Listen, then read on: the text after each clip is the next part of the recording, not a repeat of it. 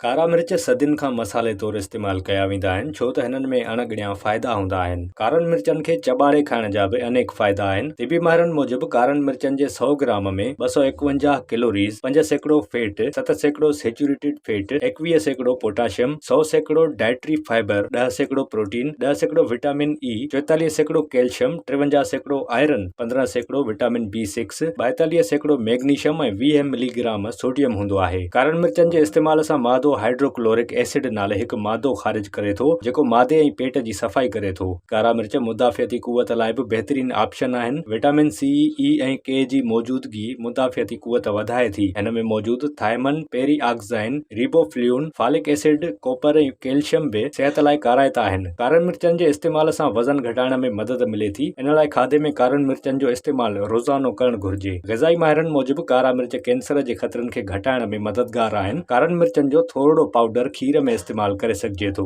थधि लॻण या ज़ुकाम थियण ते इहो खीर जल्द आराम ॾिए थो। कारनि मिर्चनि में एंटी ऑक्सीडेंट हूंदा आहिनि जॾहिं त विटामिन ई जे नतीजे में कैंसर खां बची सघिजे थो। दिल जी बीमारियुनि लाइ बि कारनि मिर्चनि खे मददगार सम्झो वेंदो आहे जॾहिं त हिकु रिपोर्ट मूजिबि निकोटीन इस्तेमालु कंदड़ कारनि मिर्चनि जो तेल सिंघी सिगरेट छॾे सघनि था। इन खां सवाइ कारा मिर्च जीत मार बि आहिनि ऐं इहे चहिरे जी रौनक बहाल करण में बि मदद कनि था।